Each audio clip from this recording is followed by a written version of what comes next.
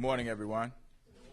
First of all, I want to thank Georgetown University Law School for hosting us here today. This is a very nice facility, and I'm delighted too that they are, in the area of the city that they are, essentially the center of the city.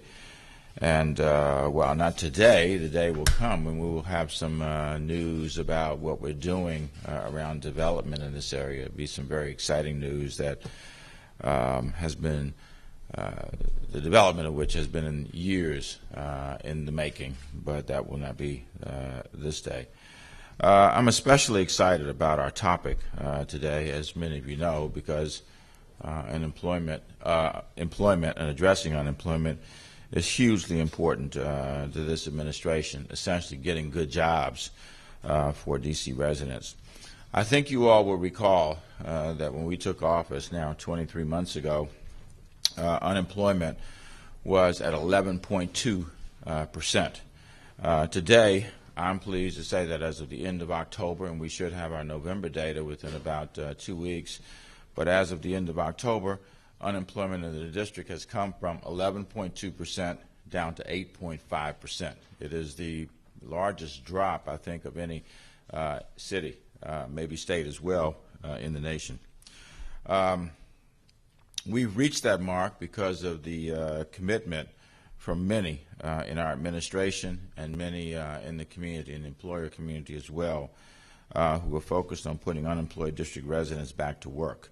I especially want to thank our director of DOES, Lisa Mallory, who has done, I think, an extraordinary job. I want to thank her for her leadership and her vision on this issue, not only just in terms of getting people back to work, but also the reforming, if you will, of DOES, which has been an exceptional commitment of ours. And then in the broader sense, reforming workforce development here in the city. We've done a lot around the workforce intermediary, around the Workforce Investment Council, around DOES, and other efforts to create an enduring workforce development system.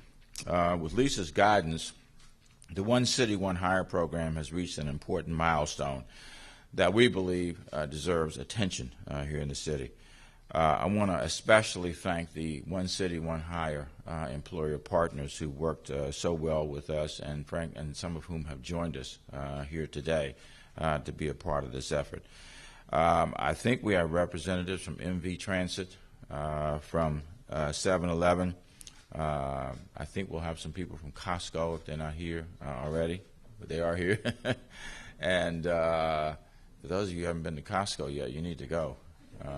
Speaking of economic development, man, we're chipping away at our first, we have 6 broad visions in our economic development plan, and one of those is to reduce the leakage of dollars in the city, and Costco is contributing to that. In any event, we'll hear from them a little bit later.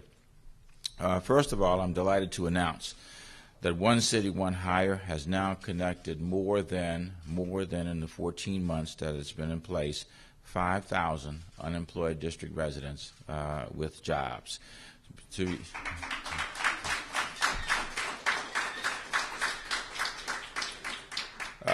You realize this is a dynamic process that if it works well, it changes almost daily. And as of yesterday, we had gotten hired 5,188 people through One City, One Hire. And that is thanks in substantial part to the employer partners, people who have signed on to work with us. It's pretty phenomenal. We've had 870 employer partners who worked with us to be able to hire the almost 5,200 people who've been hired through One City, One Hire. Actually, it's become a notable brand. I think if you say One City, One Hire across the city now, many people know what we are talking about, and that we're talking about jobs. Some of the initiatives that are associated with One City, One Hire include the Path to Work, and you've seen some of that. It is right there, Path to Work, and Path to Career job fairs and workshops that have been hosted in various locations across the city. One event, for example, as some of you may remember, we had at the Walter E. Washington Convention Center, attracted 1,200 people who came down who were looking for work. And we were able to hire a number of those people right on the spot, and then others got jobs in the aftermath.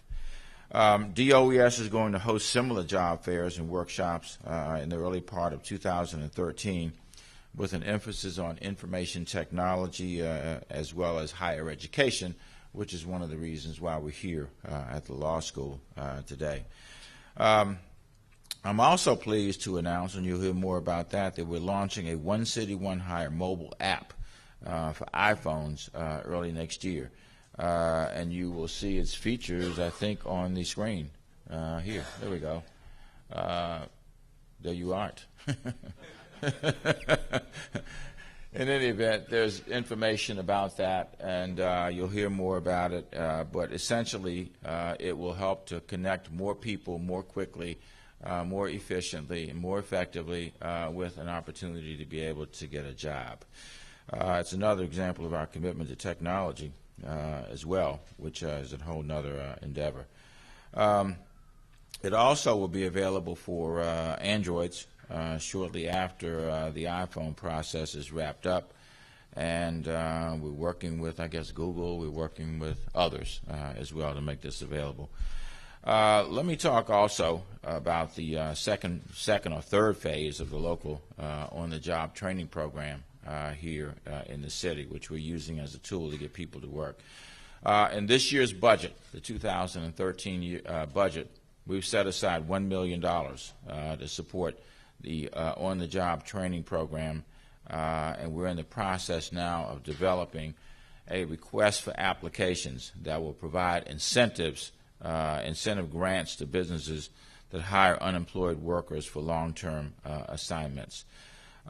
We know that somebody who's been out of work for a substantial period of time needs some input on the front end to be able to get themselves up to speed, to be able to get back to work and then hold on to that job. And we also know that it's important for our residents in the city to be marketable and to have transferable skills because there's obviously tough competition out there, and we want to make our employees or potential employees as ready as they possibly can be. Now, even with the progress that we've seen in this program, we know we have a lot of work to do. It's wonderful to have come from 11.2 to 8.5, but 8.5 is still too high. It is a 4-year low for the District of Columbia, but we would love to be able to continue to see a drop in unemployment in the city, and we would love to be able to, catch the national average. I think at the end of November, the national unemployment rate was 7.7, down from 7.9. So we'll see where we are at the end of November shortly. Again, I want to thank all of those who've helped us get to this stage.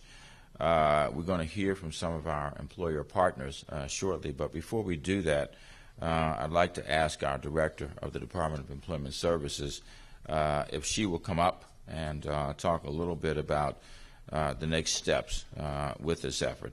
Again, I want to make it clear that this is not an effort, this is not episodic. We're trying to embed our workforce development efforts in the city with enduring changes so that whatever the economy, the economic situation may be, we are better equipped to be able to help people keep a job and to get a job in the District of Columbia. So please join me in welcoming Director Mallory. Good morning, and thank you, Mayor Gray, for that introduction, and thank you for your leadership. I want to first thank Georgetown Law for allowing us to be in this space today. It's a wonderful space. They've been an early partner of ours with our One City, One Hire program, and they're leading the efforts that we have in place, working with the different academic institutions, the universities in the District of Columbia, to ensure that our district residents get hired. So we will have an announcement in the upcoming weeks about one of our Path to Work events, which is through One City, One Hire, which is focused around academia and education. So we're going to be announcing those activities in the upcoming weeks. It's really wonderful to also have our partners here today with us. And it's wonderful to have this young man, who I'll talk about in a moment, who has taken the journey with us, our One City, One Higher Path to Work journey, and it's really exciting for us to have him here today. Well, actually, I'll introduce him now. His name is Dennis Green, and Dennis joined us at one of our One City, One Higher events at the Convention Center. Dennis was a part-time employee or seasonal employee at the time, and through the process, he actually got connected to Costco, and he's now a Costco employee, and he's doing so well. He told me this morning that Costco actually wants him to do more there. So he's lamenting the fact that he will not be able to do his seasonal employment. I said, well, you can buy the tickets now to the games, as opposed to. So we're really excited that Dennis has joined us in this journey. He actually took part in some of the training that we did and the coaching, and he's been successful, and it's just wonderful to see you, Dennis. Let's give Dennis a round of applause. And so, as the mayor said, we have over 5,188 individuals that have gained employment through our One City, One Higher program, and those are district residents throughout the city. We're really delighted that most of those residents are in wards 5, 7, and 8, those that have been employed, that have found employment, and that means that our efforts are working, that we're actually getting those individuals that were not connected to a lot of these opportunities. We're getting them into the system, and we've been pretty successful with those efforts.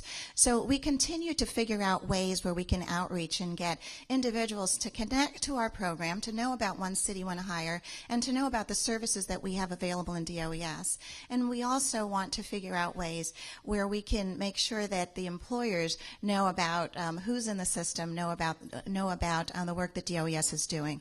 And that's why we're introducing the mobile app today. It's something that will be available in January of 2013.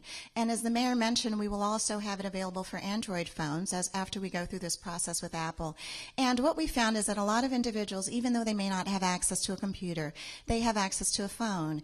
And so now they can sign up for One City, One Higher. We get their information. We can then send information to them about job opportunities and support them to actually apply for these opportunities online. They can also access the services that DOES has available to them if they want to know what one-stop unit American Job Center is close to them. They can figure that out through our Google map process that you can actually access through the mobile app. So we're really excited about that. This is cutting-edge technology. I was discussing this with other commissioners and directors of labor throughout the country this past week, and they're really excited about they're also going to implement this technology so that we can ensure that there's yet another vehicle for individuals to find out what work is available for them, and for employers to find out what candidates are out there. So this is just the beginning of this announcement. We'll have further enhancements to this tool, and I want to thank our IT team, and they're in the back, for actually putting this in place, and we hope to also have this available for our summer youth registration as well. So there are some more announcements to come. The other thing that we're excited about is we're enhancing our on-the-job training program, and the mayor has allowed us to so generously put $1 million, an additional $1 million of local adult training funds in place to ensure that we have other vehicles for employers to take a chance by looking at some of our candidates that may not have all of the requisite skills for a position, but with some training can actually become viable and successful employees. So we have an enhanced process. We're opening it up exclusively at this point for One City, One Higher employers. So we're asking them to go through an easy process to sign up with us so that they then will have the ability to hire through this on-the-job training program with more facility, and we are really excited about that announcement today. So I'm delighted to have some of our employer partners here today. We have folks from MV Transit, 7-Eleven, Costco, and Access Green. And so if we can one by one have those individuals come up and say a few words, we'd be delighted to do that. The individuals from MV Transit, well, if you can come up first. I believe Paul Comfort, who's our assistant project manager, will join us on the stage. Thank you.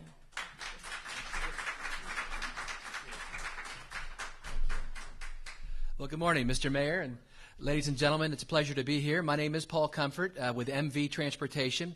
MV is the largest American-owned contract public transportation company. We operate contracts with city and county governments in about 200 cities across America. We're headquartered in Dallas. And here in the D.C. metro area, we operate in Baltimore. We operate paratransit service there. In Fairfax, and here right in D.C., we're the sole broker of paratransit service for Washington Metropolitan Area Transit Authority, WMATA. We operate the Metro Access Service, the red and white vans that you see run around. We have 600 of those vans operating out of 7 garages around the Beltway. We're pleased to say we opened up a brand new garage in Washington, D.C. this last fall. Over the last few months, we've been staffing it up.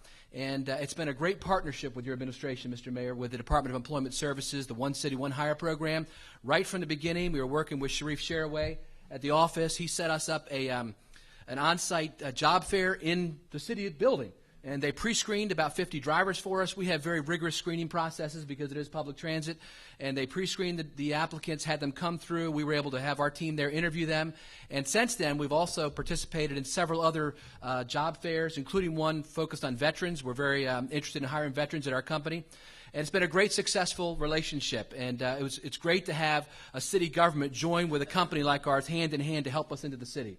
So also your permits office has been very helpful with us as we've gotten our building. We long-term leased 2 buildings at 2215 and 2219 Adams Place Northeast, right next to a D.C. public school facility. And it's been a great location. We're renovating the buildings and having the partnership with your Department of Employment Services to even help pay for some of the training has been great. So again, we want to thank you for this, and we're looking forward to expanding our operations, not only with WMATA, but also possibly with other city agencies or the federal government to do even more transportation. We've hired about 100 drivers and dispatchers at that facility, and we're hoping to grow it up to 200 over the next coming year or so. So thank you again, Mr. Mayor. We look forward to continuing to work with your administration and Mr. Director. And now I think we have Walter Cook from 7-Eleven, and we will also have Access Green, Grant TINNEY come up as well. And from Costco, we also have a representative from Costco that will join us as well at the podium and to say a few words as well. Once again, good morning, Mayor. Good morning. My name is Walter Cook. I am a field consultant for the District of Columbia, Washington, D.C., Prince George's County, as well as Montgomery County. And it's truly an honor to be here to accept this recognition on behalf of 7-Eleven Incorporated. You know, we take great pride in being a part of Washington, D.C. One City Hire program. Mayor Vincent Gray, we thank you for creating this initiative to put district residents back to work. It comes at a perfect time for us. And the reason why is because we are a company that's growing and in need of employees as we open more and more 7-Eleven sites in the next couple of years. Through acquisitions and organic growth, we will open more than 900 7-Eleven stores in the United States as well as in Canada. And Washington, D.C. is a very key market for this growth. Thus far this year, we've opened 3 sites. We have 3 more additional 7-Eleven stores that will open by the end of this month. But that's not all. We plan to open 30 more 7-Eleven stores between now and the year 2015. Each store will average about 12 to 15 employees. So yes, we need to hire D.C. residents in order to staff and operate these business units. Mayor Gray, you can be assured that 7-Eleven will be hiring more than one person as part of the support for the One City, One Hire. We would also like to thank the Department of Employment Services.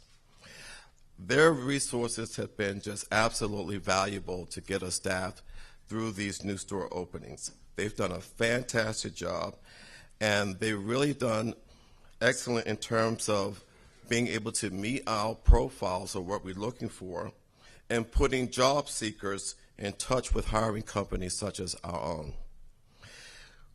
We have participated in a number of DOES Path to Work job fairs. Not only have we hired at least 50 employees this year and sales associates through this program, But we also hired a member that is currently in a management training program that will soon be able to supervise 8 to 10 business units.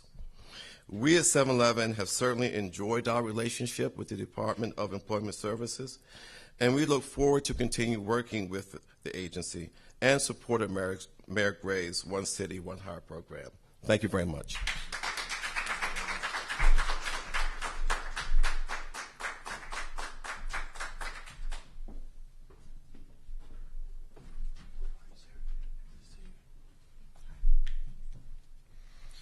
Good morning. My name's Grant TINNEY. I'm from Access Green. We are a residential home performance contractor and commercial energy management company in Washington, D.C. Access Green is proud to support the city's One City, One Hire initiative. Our business is dedicated to one overarching goal, which is creating a sustainable environment in the District of Columbia. We believe that this is achieved by providing energy efficiency and renewable energy services to D.C. residents and businesses, and by hiring, training, and promoting D.C. residents. We've partnered closely with District Department of Employment Services for hiring needs. The green economy is definitely in its beginning stages, but through the mayor's leadership on sustainability and public and private sector emphasis, and spending on these initiatives, we firmly believe that a green economy can be one of the many industries that drive employment growth in this city. My business partner, Joe Andronico, could not be here today because he's working with the city's Workforce Investment Council, which the mayor has strategically placed under Deputy Mayor's Office for Economic Development. It's clear that both a sustainable environment and a sustainable economy are priority to our city's leader, especially our current mayor. Some may say that green jobs are out of reach of many of our residents who are out to work. We would definitely contend differently. Much of the work that's been done on our city's buildings and infrastructure, homes and commercial establishments would be considered the low-hanging fruit that provide incredible returns, and both for homeowners and building owners. We hire entry-level people, train them on the basics, and then put them on a career development program.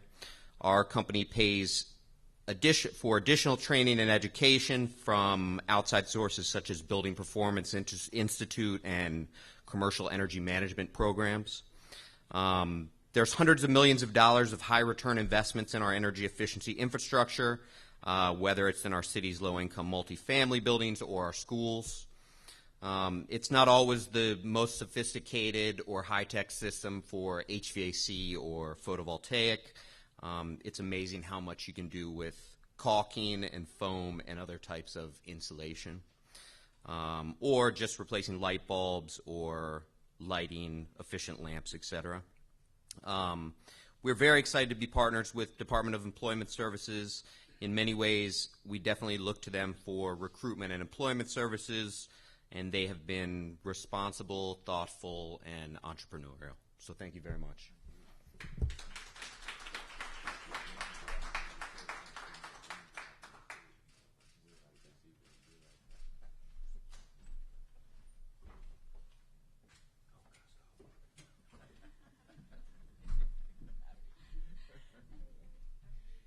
Good morning, everyone. My name is Sylvia James. I'm from Costco Wholesale. And I think one of the questions that they asked us is, why are we so excited to be in the Washington Metropolitan or Washington, D.C.? Well, as a resident of Ward 5 and a D.C. resident, I am very excited that my company has, after 11 years, has made the track of coming here. It's been an 11-year journey, so we're very, very excited. As you can see, we have Dennis Green here. He's been an exemplary employee. He's been really great. And out of all the jobs that we've had to, we hired 140 employees from the District of Columbia. 3 of them are managers. So we're very, very excited. The Department of Employment has been very great to us.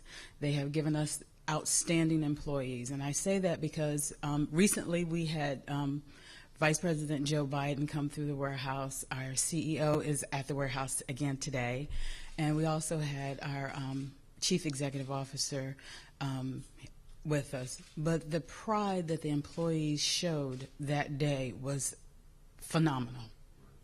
The mayor came, and they were excited to see the mayor. I'm sorry about the vice president upstaging him, but Vice President can shop in D.C. anytime. But the pride that our employees have is just outstanding to see how they are about their store. That is their store. The DC Costco is their store, and they make it so that when everybody comes in, you're treated as though you are the only member in the store.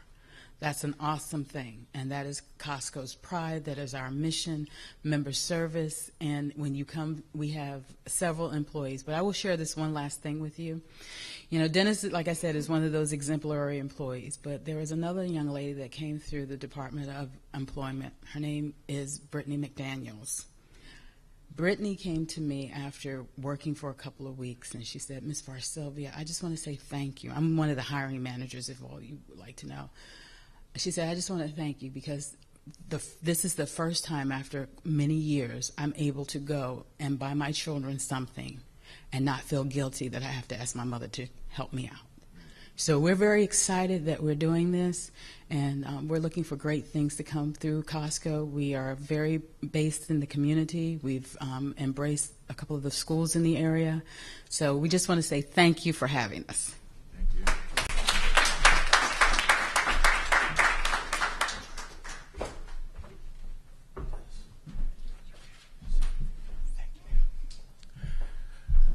My name is Dennis Green. I represent Costco Corporation, and also, more importantly, I represent Washington, D.C. I want to give great thanks to One City, One Hire and DOES for giving me an opportunity to start over from scratch. What I mean by that is, I mean that give me the pride, give me the courage to stand up and represent Washington. Regardless of what people think, Washington, D.C. is the greatest. It always will be the greatest. I'm a Washingtonian for life. I have my mom's have a home in Ward 5, and I moved to Ward 7. But Washington will always be my home. One City, One Hire gave me the chance to embrace my own employment.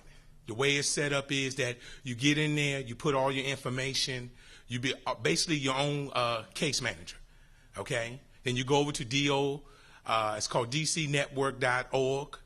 You put in your information there.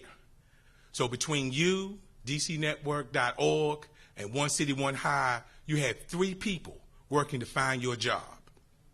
Okay? It's a great thing. Costco is great. And I want to keep it brief. A great man told me one time when he came up in Costco, turn your name tag around, sir, so somebody know when you're doing something right. And that was Mayor Gray. Thank y'all so much.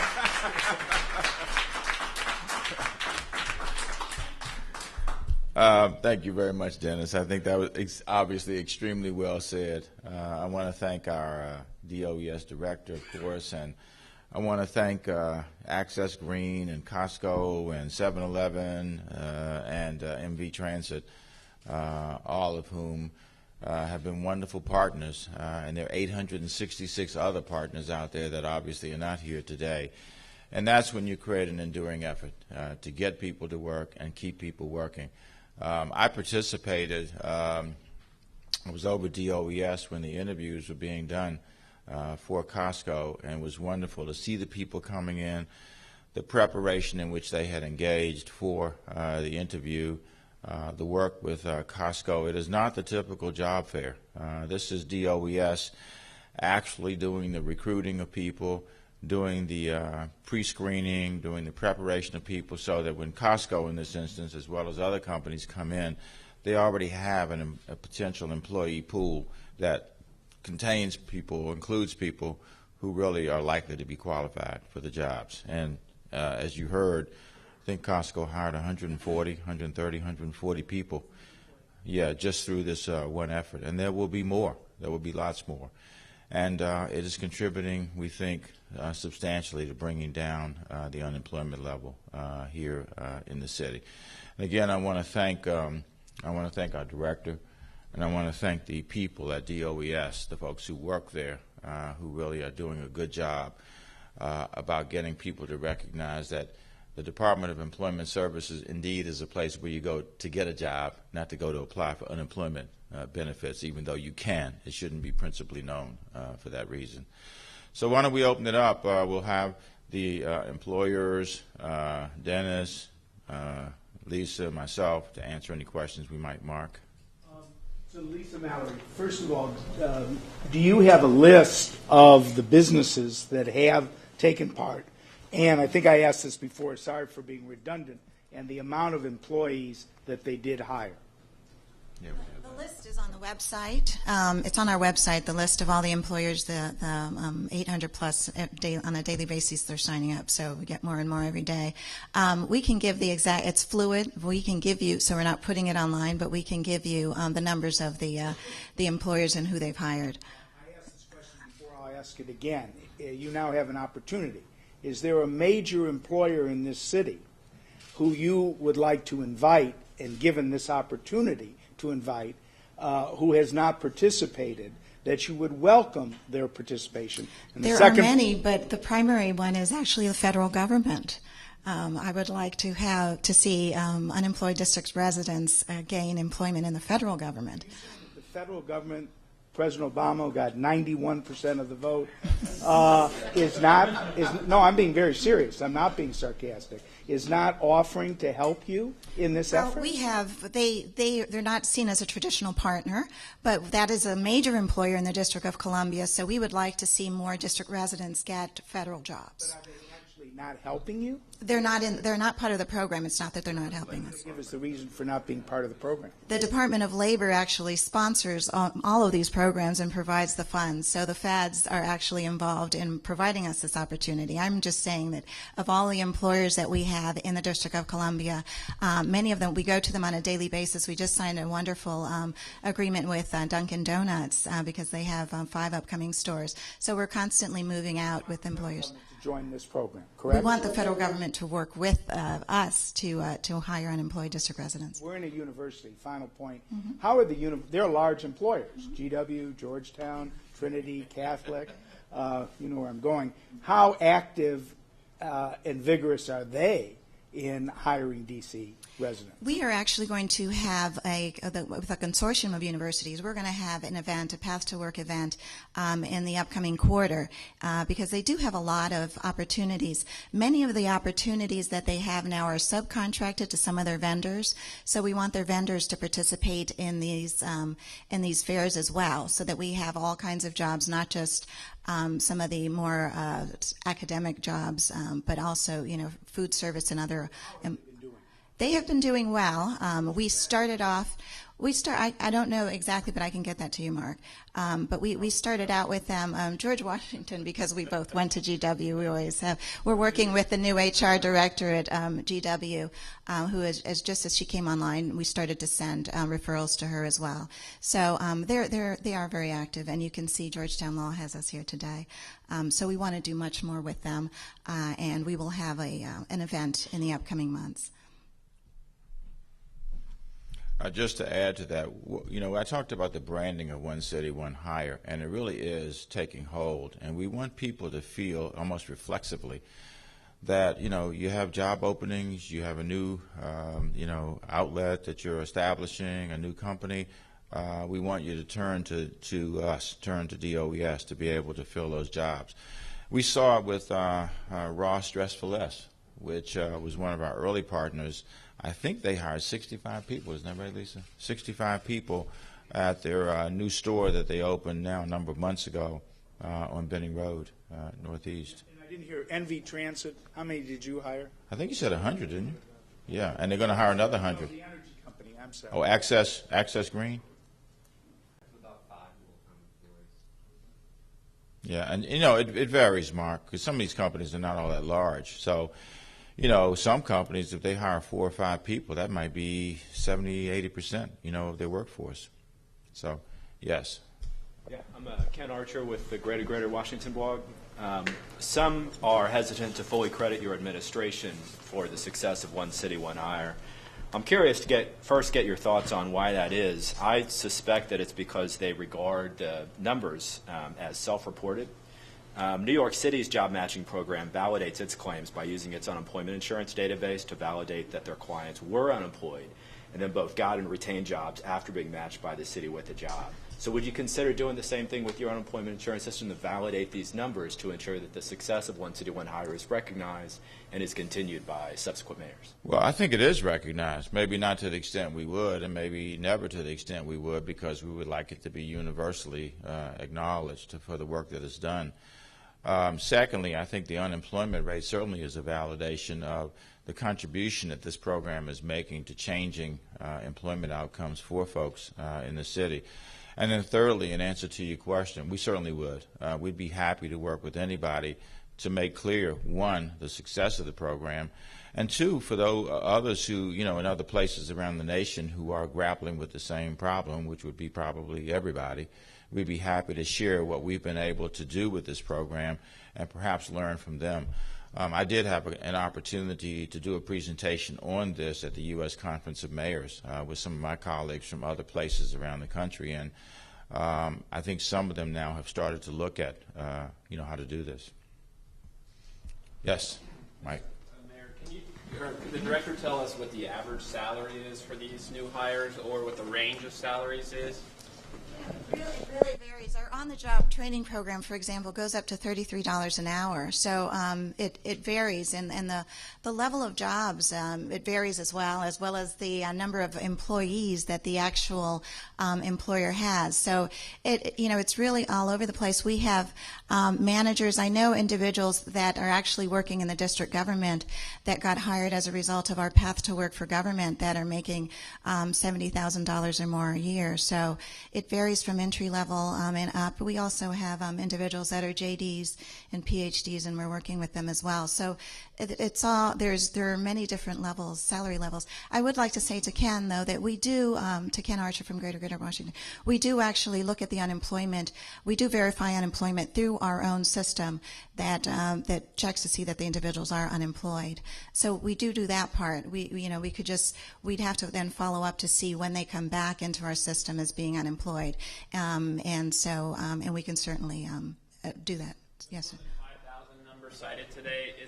Are all of those people? Have they all found jobs and retained those jobs? Those are all people that have been employed through the system. Now, Be employed today. it varies. Some of them have let us know. I mean, people change jobs, they get promoted, they get to a better job. Some of the individuals are, temporarily employed because they want to go and do something else. But for the most part, we have seen that our retention rate is fairly higher than what we normally see, but I don't have exact numbers. But we can get that to you. A lot of it is contingent on the employers also giving us that information on retention, as well as the individual employee, whether or not. Percentage of how many are staying in the job? We know that it's very high because we see those people when we frequent Costco or Ross, and we see the same people at Corner Bakery and other places, but we can get a rough number to you. I think while not having precision, Mike, I think the fact that we've got those companies continuously coming back to us and new companies getting into the pool of people who want to work with One City, One Hire, I think, without saying, that's not a specific number, but I think that's a validation of this being an approach that's working for employers in the city. Tom? Mr. Mayor, I should know this, I don't. What is the total budget for the Department of Employment Services, and how many employees do you have? It's roughly about $140 million. Most of our funds are federal funds, although we do have some local funding, which comes from our workers' compensation program, also from our summer youth employment program and our transitional employment program, also known as Project Empowerment. We have the whole ball of wax is $140 million. Right, and then we have several trust funds that we oversee. We have currently about, I don't know the exact number, about 450 employees, down from about 615 FTEs but we've suffered a budget cut over the past couple of years, so we're pretty lean right now. And do you know how many continuing contract employees you have, or companies that you contract with? Very few. I don't know. It'd just be a handful of IT professionals, very few. We have hired, by the way, through One City, One Hire, so we are an employer partner as well. We have hired over 30 people, and we'll have some more coming in the next two pay periods in December.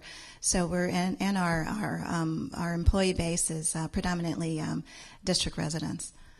If I may, one person, a critic, said, well, how many of these one-hire people has the city itself hired? You've hired 30, but have other agencies hired? We'll get that number to you because it's fantastic. We've had a fair. We just had a fair, and so we're hiring every day. We'll get that number out there. It's very good. Even though we do have a hiring, we're not aggressively hiring, but we did have vacancies that we needed to fill because of these are very important positions. So we have done very well with the assistance of the D.C. Office of Human Resources. So we do fairs, and we actually hire individuals, do contingent offers on site. So we've done very well in that regard.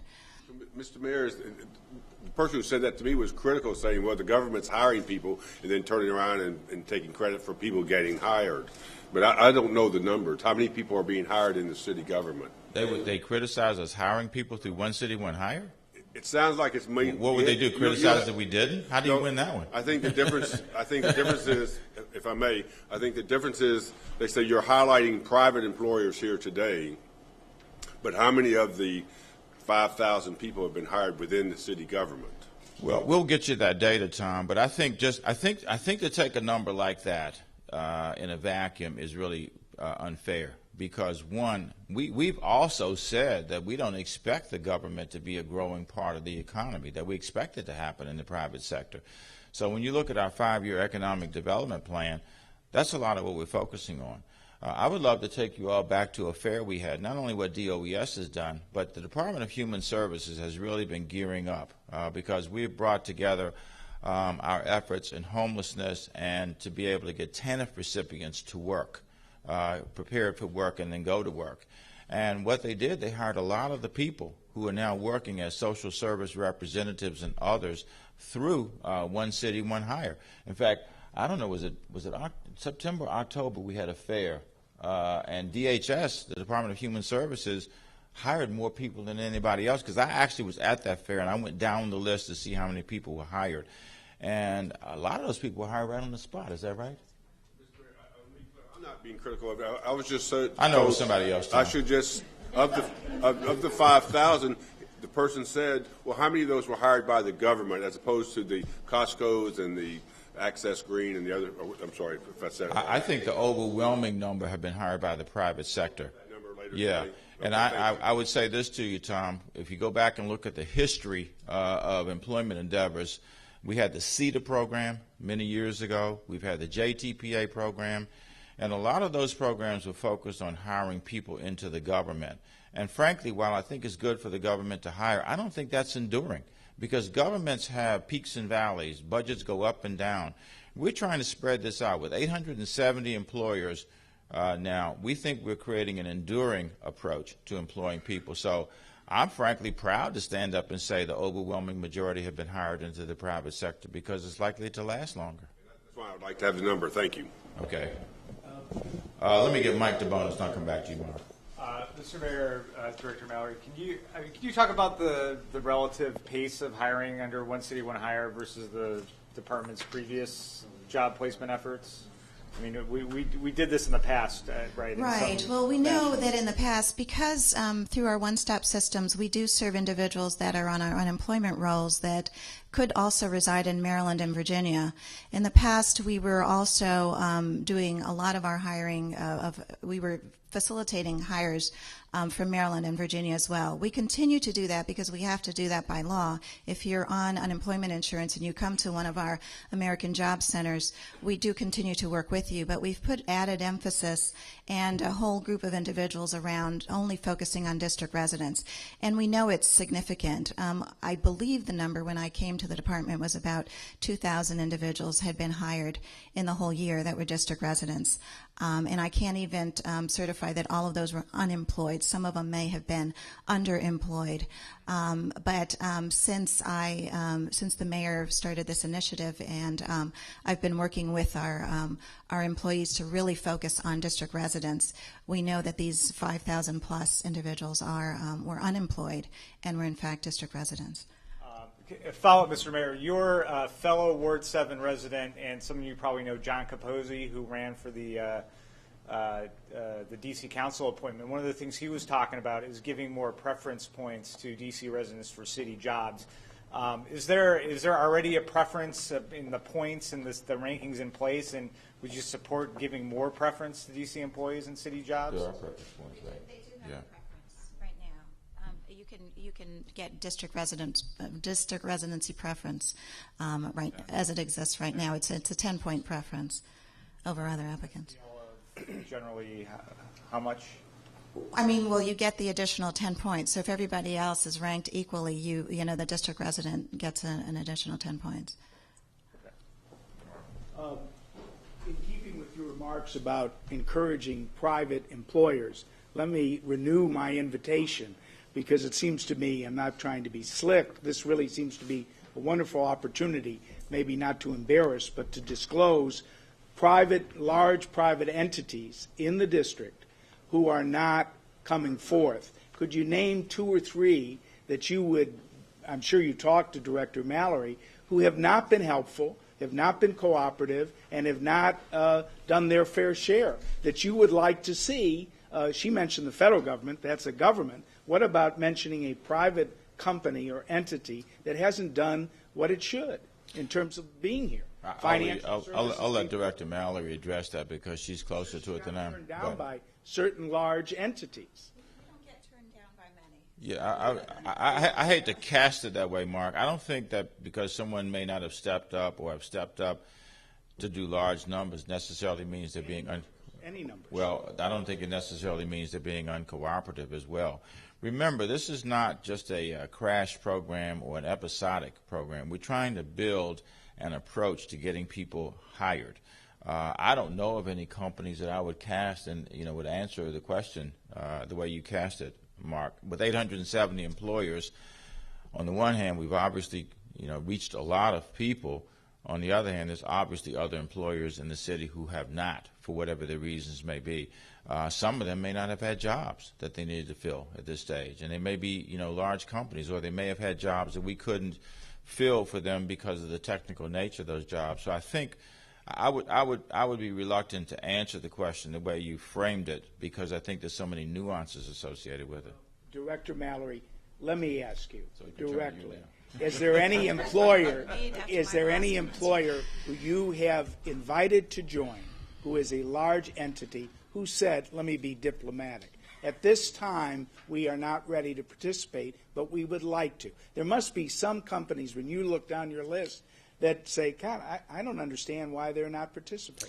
No, I don't have those. I don't have, but I do. Let me offer 2 things. One is we have employers that we're working with that they've signed on to One City, One Hire, but have not hired yet.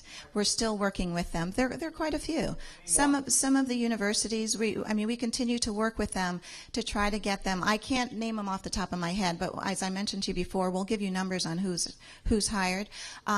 If you know of an organization, and I know you gave me a lead before, which I followed through on.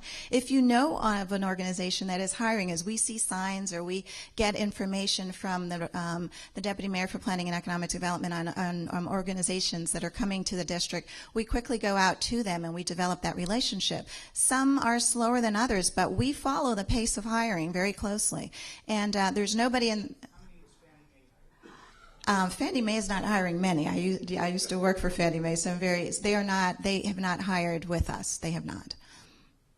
But I also know Fannie Mae is not hiring many individuals.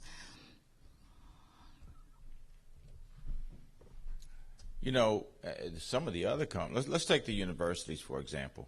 I don't know how many of the universities have hired, Mark. But if I were one of the universities, I would say, hey, listen, we just worked with you guys on the 5-year economic development plan. The universities engaged, all four of them engaged the deans of their business schools, and each one of them gave us 4 MBA students to work on that. So if I would stand up here and say University X hasn't hired anybody, and I were one of those universities, which is a 50% chance, I would take umbrage at that, because some of these folks are doing other things for the city at this stage. Again, what we're trying to do is creating a broad, enduring commitment of the private sector to its city, to recognize that they are corporate citizens, that they live here just like everybody else. And, you know, within the context of what they can do, we want them to do that. And it may be hiring people, maybe hiring small numbers of people, and it may be making contributions in other ways to the growth of the city. All right, I think anybody have any other questions on the One City, One Hire program and where we are? And this will continue on. We are going to be focusing on specific populations, you know, even more so, like veterans. We're trying to get a handle on the number of veterans who lived in the District of Columbia when they went into the service, and when they come out, they will be returning to the District of Columbia, because those are folks we want to especially help to get a job. We're focusing on people who are homeless. We're focusing on other populations like those who are TANF recipients, temporary assistance to needy families. Those are difficult groups because of the fact that they may have some real chronicity in their unemployment. They may have limited skills, if you will, but those are the folks we're focusing on and continuing to bring down the numbers. We are working also, we had a meeting about 10 days ago, I guess it was, with agencies across government that in one way or the other have a role to play in facilitating the employment readiness of people.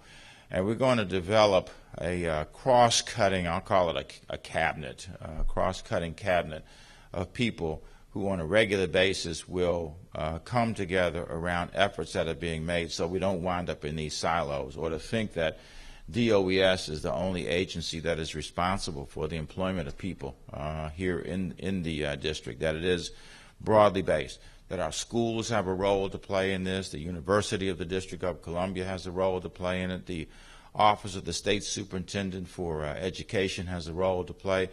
When we pulled this meeting together, there must have been, I don't know, 25 or 30 different agencies in the room. And that's where you start to get a critical mass of effort, when people recognize their role and can see how they integrate what they do with the roles of others in the city. So thank you all on the One City, One Hire, and we'll open it up for other questions that you may have. Thank you, Ken. Mark? Yeah, I have a question about what seems to be your opposition in getting something which you're very much in favor of, which is budget autonomy.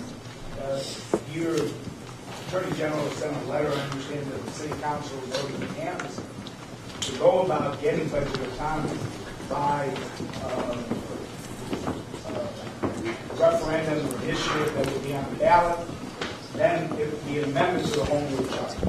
It's a way, I won't go through all the intricacies, but it seems to be a way in which something can happen where Congress actually has to disapprove it. Why would you object to a procedure by which something can happen when Congresswoman Norton had a Democratic Congress and there was a Democratic committee chair, Adolphus Towns? The bill never even got out of committee. Here's what seems to be a much better chance of accomplishing what you want. What is your opposition to going the way, I hate to say it, DC Vote and the others want to go in terms of accomplishing an objective which enhances home rule? I simply put on the table what the concerns were, and those have been expressed. You've seen the letter by our Attorney General around the legality, if you will, Mark. I have said repeatedly, and I'll say again, there is no question about my support for moving ahead with, to obtain budget autonomy so we can make the decisions ourselves about our own money. I wouldn't call it opposition. I would call it questions about the likelihood of this approach being able to prevail. And we could be in a situation, Mark, where me as the mayor is saying, do we run the risk of being anti-deficient because the Congress hasn't approved our budget? we've approved this approach, and do we spend or we not spend at this stage? And there are consequences for anti-deficiency, so I wouldn't cite it as opposition. It's putting out what the caveats are around this particular approach. And I think recently Congressman Issa, who I've been able to work closely with, who has really tried to do some things for the district, he raised the question too as to whether this was going to have a deleterious impact on his ability around his efforts to bring budget autonomy. You know, what has happened is, you know, the people who have raised more questions about, excuse me, about the riders, and that's one of the obstacles he faced when he tried to move this forward. So he's raised questions as to whether this would have a negative impact on his ability to move forward with his efforts. So it's not opposition. It's just saying that people should recognize that this is not the magic pathway that we have found, that there are obstacles that are associated with that, and we need to be mindful of what those are. Somewhat of a follow-up question. I asked you before the election what you expected of President Obama in a second term. You later said to me, well, you know, he's up for re-election. I don't want to say anything. You're now liberated. He's liberated. Many have said in his second term he will start doing things and speaking to and about the district. I ask you again now after the election, what do you expect from this president who 4 years ago got 92% of the vote, this time got 91% of the vote, has won every precinct in the primaries both times and in the general election, and really has not been visible or supportive of the district, maybe financially, but in no other way. What specifically, you haven't met with him. You haven't met with him since you've been mayor. You met with him before. If you were sitting right across the desk with him in the Oval Office, what would you ask him for? Well, at this stage, Mark, I'd like to see his, his stepped-up advocacy around budget autonomy. Obviously, ultimately, we want to get to statehood. But budget autonomy is something that me is so eminently supportable, and that is to say that the District of Columbia can make the decisions about our dollars, that he would support the change of our fiscal year to July 1st, which would make life a lot easier for us in the District of Columbia. For example, our schools now, which have the second largest budget, education is the second largest budget in the city. The schools actually have to span fiscal years. The school year, one part of it is in one fiscal year, one part of it is in another fiscal year. So if you ask me what I would put at the top of the list at this stage, I would say, Mr. President, we need you to stand up and be a vigorous, vocal advocate for giving the District of Columbia the authority to approve our own, the ability to approve our own spending at this point. Now, he included it in his budget for fiscal year 13. We hope that it will be in there for 14, of course, and we want him to stand up and say, this is something that is, this is American, the American way. He goes to the restaurants. He goes to the turkey passing out during the holiday. What do you expect from him as the head of the Democratic Party and, more importantly, the head of the land and a resident of this district to do in terms of a personal involvement besides photo opportunities? He's been invited. I just said it, Mark. He's been invited to the city hall. He never responded. We talked about the license plate. You said what he said to you was the Secret Service wouldn't let me. In terms of style. No, that's not what he said. What That's the second time you said that. He said that was a decision of the Secret Service. He didn't say the Secret Service wouldn't let him. Well, how do you feel about that? Well, listen, it's wonderful to have the symbolism of a license plate. I want to be able to make the decisions about our money and make the decisions about our own laws. I don't want that to be a substitute for action on behalf of the city. Those are two concrete things, and those are the things that I would like to see. We got other hands in the mark. Personal style. In terms well, I don't know. His personal style is what it is. The action is what counts at the end of the day. And if we can get budget autonomy, if he becomes an advocate for legislative autonomy, the style is irrelevant to me. Well, personal involvement is going to have to take place for those things to happen. And those are two things that are important to us. Mike? Today, my Post colleague Cortland Malloy wrote a rather incendiary column regarding your administration's decision to build a tour bus lot on the grounds of the Crummell School in Ivy City. He suggested that it was a part of the plan that the power structure has in the city to evict long-term black residents from the city. I wonder if you had a reaction to that suggestion, and also if you had determined what your administration plans to do after the Superior Court judge ruled that not to proceed with the Well, first of all, plans. the last question first. The Office of the Attorney General is looking at the decision. I've not thoroughly reviewed it, but I think there were some procedural issues that were cited there. As far as a plan is concerned, I've been in the city all my life, and I've heard about the plan for decades, and I'm still looking for the plan. If somebody has a copy of it, I'd love to see it, so that the next time I talk about it, I could really, present a document that says, here is the plan. I know nothing about any bus lot that is designed to evict people from the District of Columbia or move people out. Again, I've been here all my life, and I'm certainly not going to be a part of any plan to move people out of the District of Columbia. And so anything we would do would not be intended to contribute to that. Do you have a message for the residents of Ivy City who are obviously concerned that there's a bus lot with diesel fumes and such? I'm not sure that case has been made, Mike. I don't want to get into the case because it's a continuing issue. But a part of what I saw was the judge said that she didn't believe that the ANC, for example, had gotten enough notice or enough information. I think there was an environmental issue that was raised. So I think the first step is to try to address some of the procedural questions that have been raised and then just see where we are there. And frankly, one of the things we were working with, DOT, the Department of Transportation around, was to create a nexus between this and the previous discussion, is through the American Bus Association to be able to create more jobs specifically for people who live in Ivy City as a result of doing this. Sam and then Tom. Yeah, but I read that thing today too, and one of the things they said was that you talked to the people there about preserving the school here, but now the lot around the school is going to be used to park smoky buses. This is about preserving the school.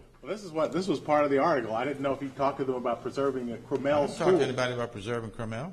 Well, that was the impression I had. But Well, nevertheless, you better get another impression, Sam. Okay, all right, Mayor. But the point I is, haven't had that discussion with anybody. Okay, you and that school has been used as a homeless shelter. It's been vacant. I have been a part of no discussions like that. These are poor people that are being stepped on by the big government. How do you react to that? I react by the fact that I was over there. We put money into Ivy City to upgrade housing. MANA, Mikasa, other organizations, Habitat for Humanity, those three organizations have opened new. Have you been to the new housing that's over there? I've seen some of the Habitat housing that President Carter helped to build. Is that what you're talking about? I'm talking about more than that. I'm talking about three organizations that have worked through our housing agencies in the District of Columbia. I have been to dedication ceremonies. I've been in the housing over there. And frankly, it is making a substantial contribution to upgrading the housing over there, Sam. Do you think that the people there had enough say in what happened before buses were being put into their neighborhood? Well, the question was raised about whether the ANC had enough notice or not. This is an administration that has worked hard to engage people in the decisions that we're making. We haven't tried to make decisions in the corner, in the dark, in the middle of the night. We've put stuff out there. Sometimes it's taken longer to get to a decision point because we wanted to engage people. And if there are procedural questions that have been raised, we will do everything we can to try to address those procedural questions. Tom? Tom, and then Mark Seagraves. The Attorney General's office told me last night they are just preparing an appeal. They didn't have it quite ready last night. They are going to appeal. I think the question Sam was asking is, the Cromell School was on the comprehensive plan to be restored in 2009 as a community center or whatever. Now it's simply an old rundown building surrounded by them. Have you been there to see the parking lots, which is now laid? Is it your intention that school be saved, or is it just? I haven't had any discussions about the school itself or what it may become, Tom.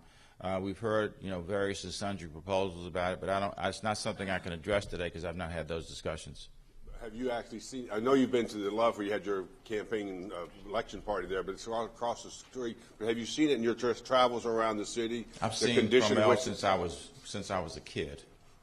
I didn't ask if you went there. I thought that might have been possible. but still, it's demolition by neglect is occurring. Even though the city has done some things, if you look at it today, even now, some of the work's done there, the building seems to be going down without enough support for the building. And one of the residents said, if I go over to Capitol Hill, I get to go to the Capitol Center, which is the old school that was run down for years.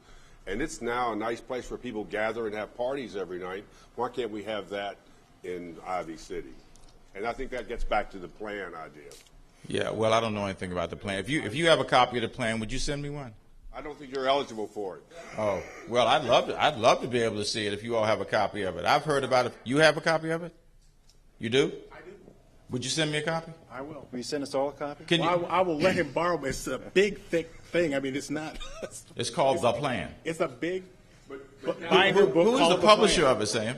I've forgotten it. It's been Oh, so okay. long, but I mean, it's not like a regular book. It's a lot of Xeroxes and stuff, but it's a I big, see, but thick it is thing. The Plan. It's called The Plan. I see. And what's the essence of it, so I'll know that? The essence of it is that white people are trying to run black people out of the city. I see. Well, I'd love to have a copy of it.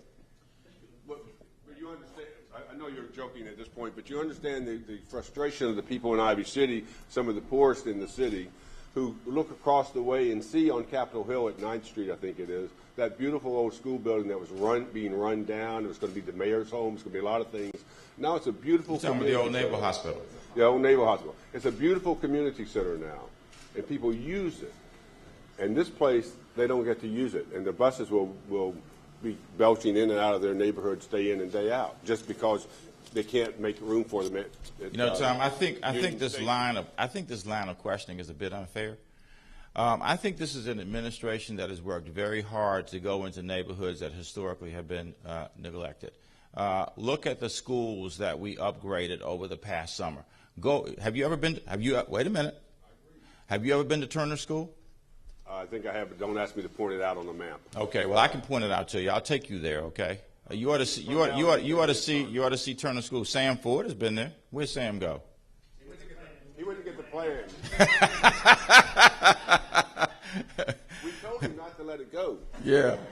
But, Yeah, I hope he makes a few copies for everybody in the room. But the investments that we've made in schools, especially east of the river, we renovated 5 schools just this past summer, schools that have been substantially upgraded. We're putting, over $100 million into constructing a new Ballou High School. H.D. Woodson High School has been completely rebuilt. We've got Anacostia. I'm talking about east of the river. I'm talking about communities where I live, Ward 7, Ward 8, that are historically thought of as economically challenged areas of the city. We've put a lot of effort in there. When you heard Director Mallory talk about where we see the greatest gains of employment, Wards 5, 7, and 8, some of the areas that have been especially economically challenged. So I think just to talk about a single building without a context of what this administration has tried to do to get people to work and get people buildings upgraded is really quite unfair. And I grant that to you, but has anything been in the Ivy City that maybe I've missed? In the Ivy City itself, has there been a new library or a new upgrade of major roadways? Well, look at some of the housing. I invite you to go see what Habitat for Humanity, the organizations with our assistance, Mikasa, the 3 organizations that have brought on board housing. And by the way, when I was on the council, I was involved in legislation that helped to move out an impediment of a roadway that was blocking the housing being done. And I invite you to go to some of those houses that have now been built, that have now been finished, that are now occupied by residents of Ivy City. You're not ignoring that neighborhood, even though you may disagree or may have different ideas about the school. Absolutely not. And we're looking at economic development opportunities there as well, Tom. I mean, we have not been in office yet for a full 2 years. And I think we have a pretty good record for getting things done, especially in areas that historically have been economically challenged. Alan? Last week, you may know that Marion Berry lashed out at Barbara Lang. Yesterday, the chamber hit back on Ms. Lang's behalf. Do you have any reaction to that spat? No, I think this is an issue. The council is trying to figure out a way to, create more job opportunities for people who are returning citizens. I certainly share the same goal We are making our own efforts through the Department of Employment Services and others to be able to do the same thing, Alan. So my focus is on what can we do to really do more to get job opportunities for returning citizens. Was Mr. Berry out of line to use that kind of language? I think that's something that the council will have to determine for itself. I'm not involved in that. Matt, you're going to have Matt and Mark. You'll get the last words. Mr. Mayor, your campaign is back in the headlines again today. In just a couple of hours, Mr. Gore is going to be in front of a federal judge. I know there's not much you will say to us, but does there come a point where you say to the U.S. Attorney, listen, if you don't have anything on me, let's move forward? Well, again, I think I've said before that this is a pending investigation. It's inappropriate for me to speak about it. Obviously, there are continuing dynamics associated with this, and just let it unfold, man. Mm-hmm. We're getting much closer to the inauguration. Have you gotten any closer to deciding? You've said you're going to put some message on the Wilson Building for the inauguration parade to drive home the point about budget autonomy or whatever. Have you decided exactly what that message is going to be, what format it will take, what it will say? No, and we'll try to do that in concert with our other policymakers in the city, so it isn't just an executive branch issue. It's something that we're doing in concert with the city. Can I just, the other day I asked you about the water legislation that the council had given first preliminary approval to that would provide some type of, a lack of a better term, an insurance policy for people whose homes are getting flooded. You and George Hawkins from DC Water expressed real concerns about that, but you said you hadn't had time to look at it. Have you had that time? No, I have not. We've really been focused on the solution that we announced on Friday, and that is a solution to the question of how we stem the flooding in Bloomingdale. The issue of the fund that you raised, I think, is really saying the damage is occurring, so how do we reimburse people for that? We've been looking for an enduring solution that would say, let's stop the flooding, and that's exactly what City Administrator Liu, the task force that he's been leading, the DC Water folks, that's exactly what they've been working on, and we are excited that after 100 years or more, we have something that seems to have a real chance of working here. Thank you all very much.